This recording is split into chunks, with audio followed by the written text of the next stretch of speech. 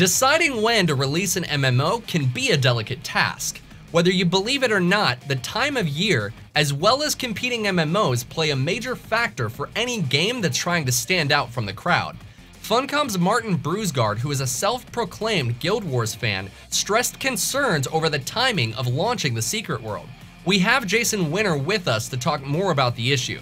We don't know the exact date yet, Jason, but do you think that the Secret World could potentially be snuffed out by Guild Wars if they tend to launch around the same dates? Well, I think that they appeal somewhat to different crowds, and that Guild Wars 2 is going to appeal to some of the more traditional fantasy crowd looking for, if not quests, something very similar to quests, whereas the Secret World is going to be a very different game, I think, and it's going to appeal to more of a core, more of a niche kind of crowd.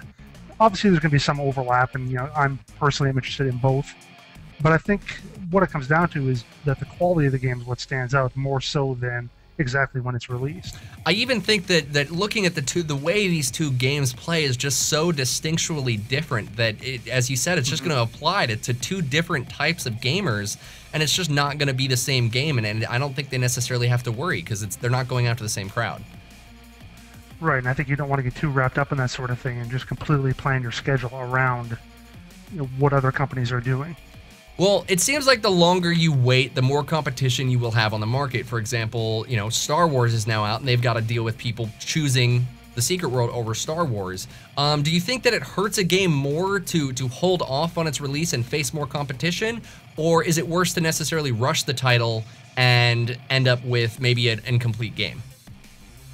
Well, I think you definitely don't want to rush the game. We saw that. I mean, certainly Funcom should have some experience with that, with what happened with Age of Conan, which came out, I think, it was compared in some ways to Warhammer Online, which came out a few months later, and it could be possibly theorized that that was part of the reason it came out when it did.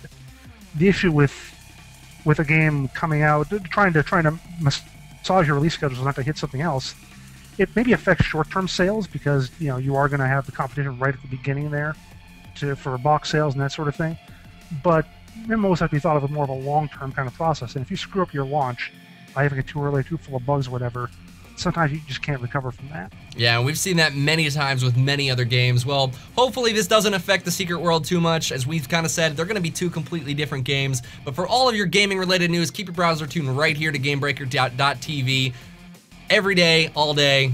See you guys next time.